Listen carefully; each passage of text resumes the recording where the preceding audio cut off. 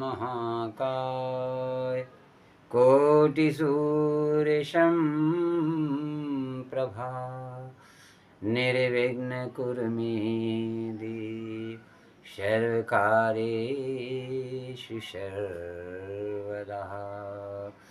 गुरुर्ब्रह्मा गुरुर्विष्णुः गुरुदेवो महेश्वरा गुरु साक्षात् परं ब्रह्मा तस्मै श्री गुरुवे नमः।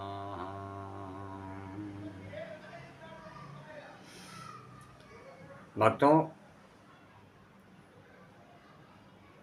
5 दिवसीय प्रोग्राम पर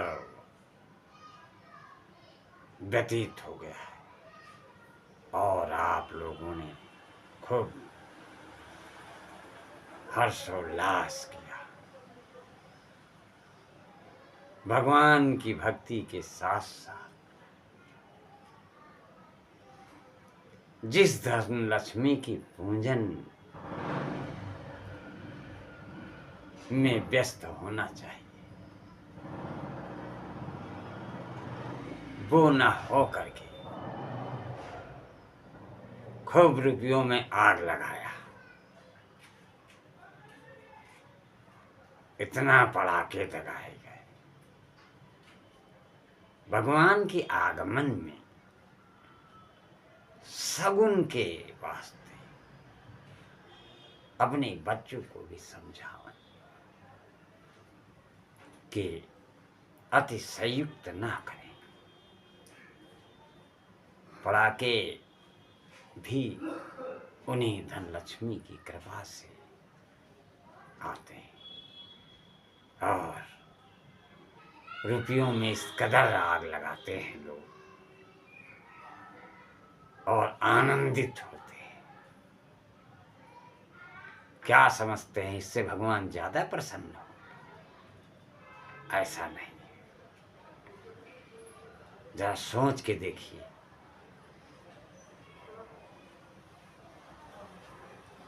सभी गले मोहल्लों में इतनी ध्वनि प्रदूषण, जो भगवान आते भी होंगे तो भी वो अपने आप में शर्मिंदा होते हो। ये कैसी अगवानी है। और बहुत लोग तो माँ लक्ष्मी की पूजा करते हैं या नहीं करते, तो ये जरूर ध्यान दें कि लक्ष्मी पूजन में एक दिन की पूजा में मन अवश्य लगाएं। एक दिन की पूजा साल भर के लिए आनंद का विषय होता। तो भक्तों, माता लक्ष्मी कहती है, मैं शक्ति हूं किंतु शक्तिमान से अलग नहीं। शक्तिमान है तो मैं हूं तो शक्तिमान।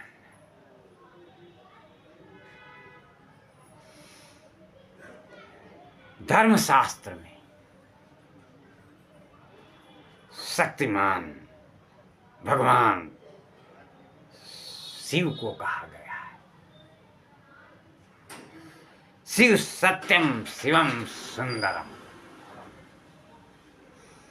के अधिष्ठाता देव हैं।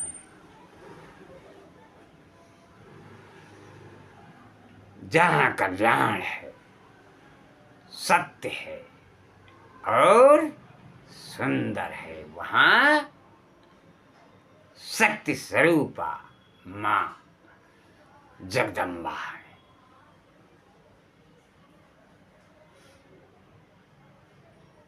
अर्थात कल्याणकारी नीतियों, योजनाओं और अर्थ ही श्री लक्ष्मी का वास है।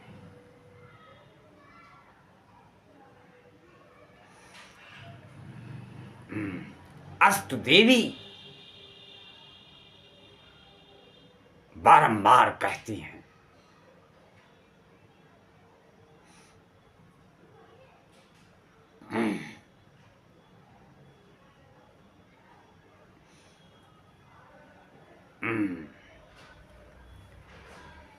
बारंबार कहती हैं, अपने को कोई सर्वशक्तिमान ना समझे।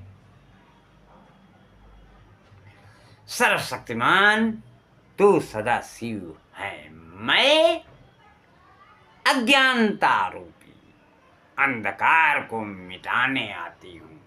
ये लक्ष्मी जी का कथन है। आप इसे लक्ष्मी माने अथवा सिद्धिदात्री माने।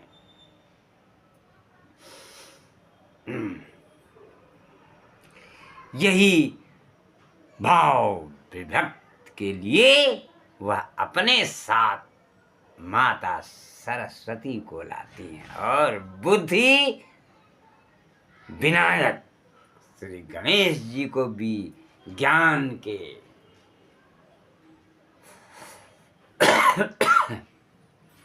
अभाव में विवेक पैदा नहीं होता है।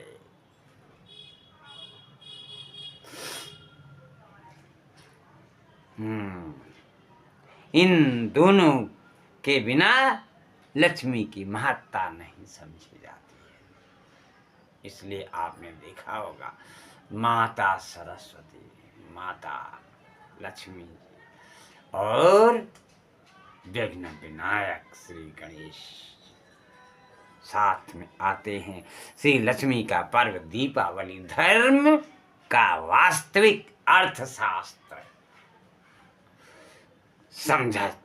समझाता है। चारों हाथी चतुर्दिक दुख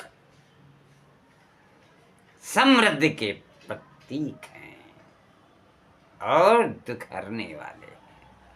चावल में 16 संस्कार होते हैं। जैसे कहते हैं अक्षतास्तम श्रेष्ठम। इसलिए दीपावली पर खील से लक्ष्मी का पूजन अति उत्तम माना जाता है। दीपावली से वर्ष का उत्तरार्ध प्रारंभ हो जाता है।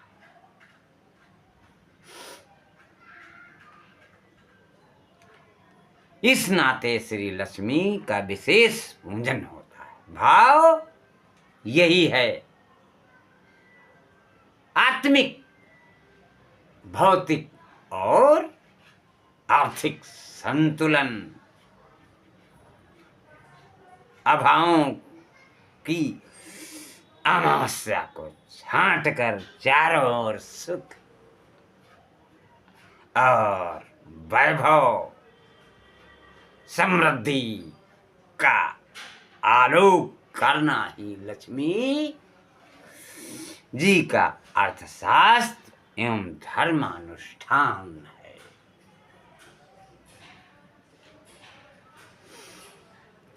तो भक्तों, ये 5 दिवसीय पर्व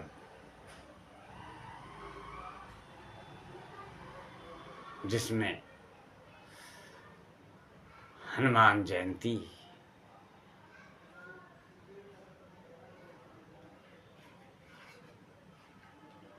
सर्वप्रथम मनाई जाती है। उसके बाद धनतेरस। धनतेरस के बाद छोटी दीपावली, फिर बड़ी दीपावली, गोवर्धन पूजा और भैया दूज। ये सारे त्योहार तो आप लोगों ने मना लिए। अब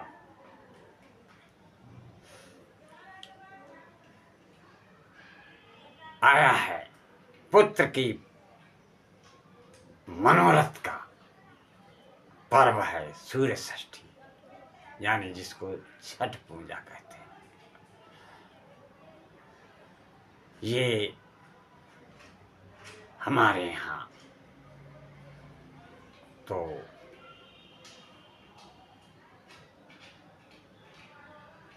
कम लोग करते हैं, लेकिन जो पूर्वांचल के लोग हैं और खासकर बिहार के लोग, छठ पूजा का बहुत बड़ा महत्व है। लोग देश विदेश से भी आ जाते हैं इस पूजा में शामिल होने के लिए। तो भारतीय उत्सवों तथा पर्वों के पीछे कोई न कोई पौराणिक कहानियां प्रचलित हैं। भारतीय धर्मशास्त्रों में जो कहानियां प्रचलित हैं, विश्व के किसी भी शास्त्र में कदाचित ही मिले, इसलिए भारत को पर्वों का देश भी कहना अनुचित नहीं होगा। इस क्रम में एक पर्व सूर्य षष्ठी डाना यानी डाला छठ है। यह पर्व हालांकि बिहार का खास पर्व माना जाता है, लेकिन वह समस्त भारत में भी मनाया जाने लगा है और मनाया जाता है। यह त्योहार स्त्रियां संतानोत्पत्ति एवं संतति की उन्नति के लिए मनाती हैं।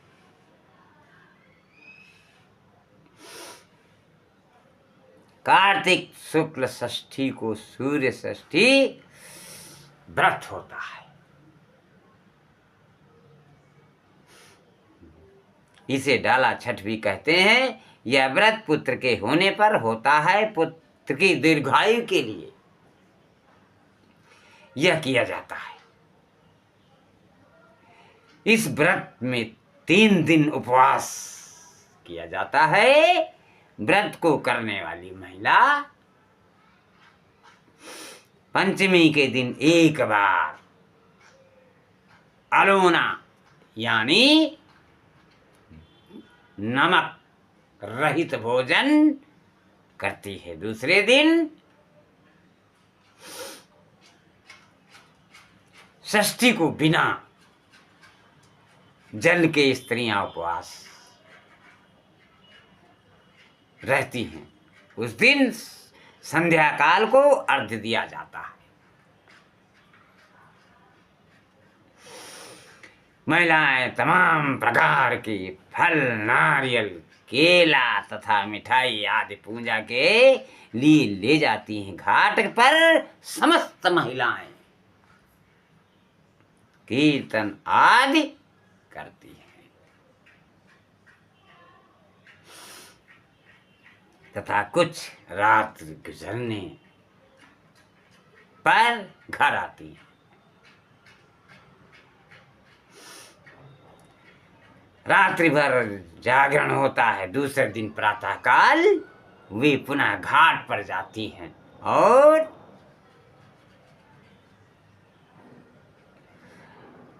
नदी अथवा तालाब में स्नान कर गीत गाती हैं।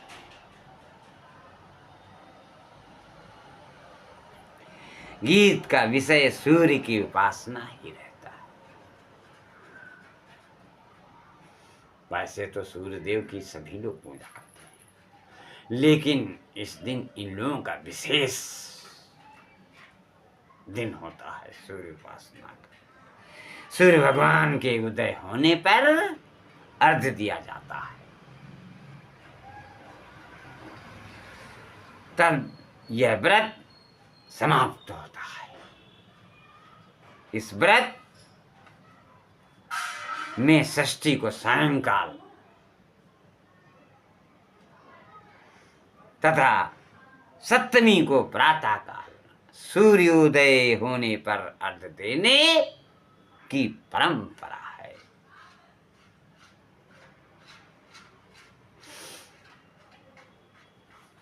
इस त्योहार से संबंधित कहानी इस भांति है। एक वृद्ध औरत थी, उसके कोई संतान नहीं थी। कार्तिक सप्तमी के दिन उसने यह संकल्प किया कि यदि उसे पुत्र होगा तो वह सूर्य षष्ठी व्रत करेगी।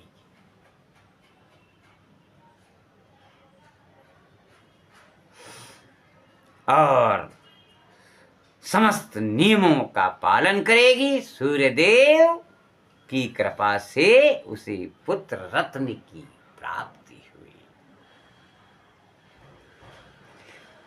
लेकिन उसने व्रत नहीं किया। लड़का विवाह योग्य हो गया, फिर भी उसने व्रत नहीं किया। अंत में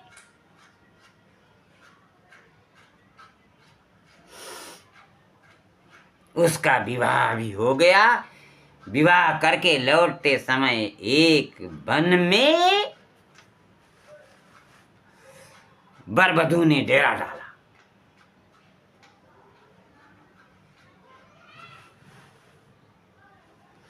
उस समय वधू ने पालकी में अपने पति को मरा पाया। इससे वह रोने लगी।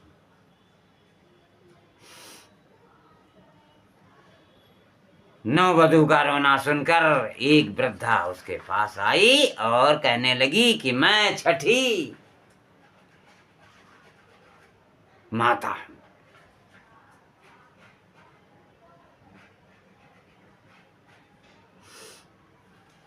तुम्हारी सास हरदम मुझे फुसलाती रही, मेरी पूजा अर्चना नहीं की। मैं तुम्हारे पति को जिंदा कर देती हूं। घर जाकर अपनी सास से इस बारे में अवश्य पूछना।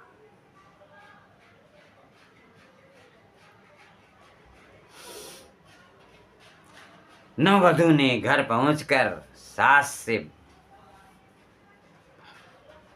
सब बातें कही। सास ने अपनी भूल स्वीकार की तथा सूर्य षष्ठी डाला छठ का व्रत करने लगी। तभी से यह व्रत विख्यात हुआ और लोग बड़े हर्षोल्लास से इस व्रत को मनाते हैं। और आजकल तो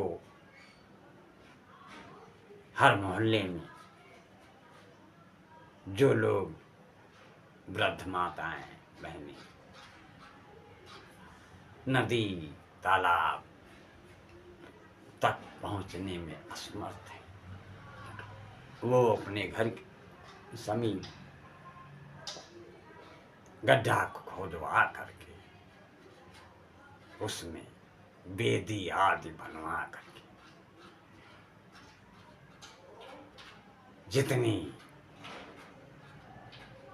मोहल्ले में वृद्ध माताएं बहनें होती हैं उनको भी सूचना भिजवाती हैं और सभी लोग सम्मिलित हो करके छठ माता की पूजा करती हैं और काफी हर्षोल्लास और साल भर की सुख समृद्धि के लिए प्रार्थना करती हैं। तो भक्तों, हमारा ये जो है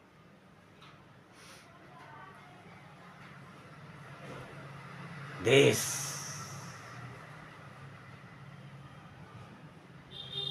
भक्ति योग का देश है, भक्ति प्रधान देश कहा जाता है। तभी भारतीय सभी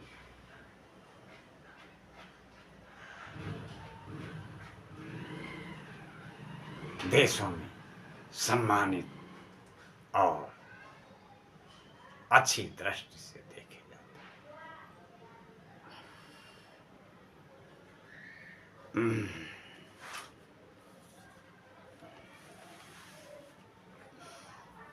अब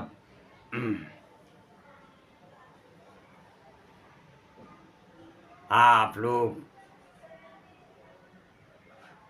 के ज्ञान के वास्ते मैं पुनः अपनी तरफ से अनुग्रह करूं कि जो लोग भी दीपावली के पूजन में लक्ष्मी गणेश के मिट्टी के मूर्तियां लाते हैं, वो कृपा करके इधर उधर पार्कों के बीच में, पीपल के नीचे या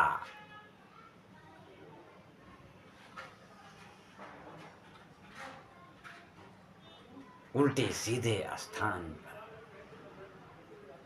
मूर्तियां ना फेंके, श्रद्धा से उनको जा करके गोमती माता में विसर्जन करें। जरा सोच के देखिए, साल भर आप जिनकी पूजा अर्चना आराधना करते हैं, उनको कितनी बेदर्दी से आप अपने घर से निकाल करके उल्टे सीधे स्थानों पे रख देते हैं।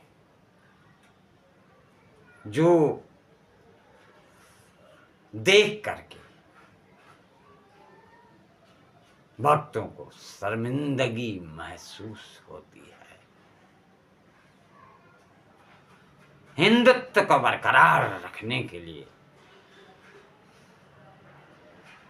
कृपया ऐसा ना करें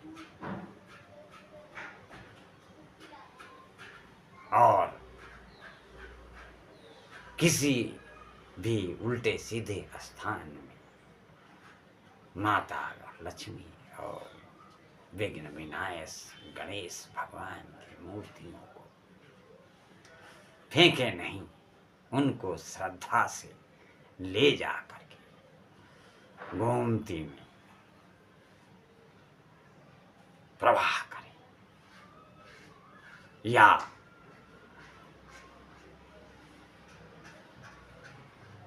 गड्ढा खोद करके गाड़ दें। आप साल भर पूजा करते हैं, उसके बाद बड़े बेरहमी से उल्टी सीधे स्थान पर रखते हैं। तो मेरा विनम्र निवेदन है कि इस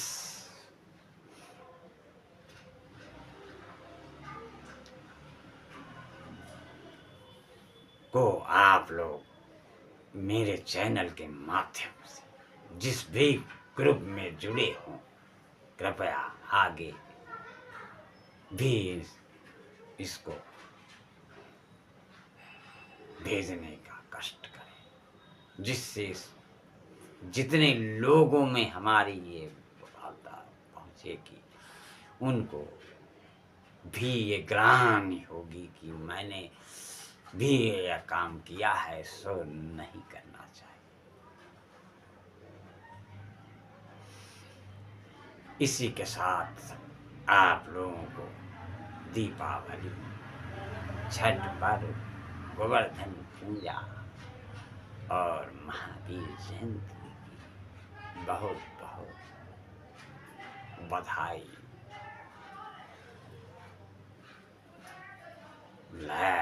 आप लोग सब्सक्राइब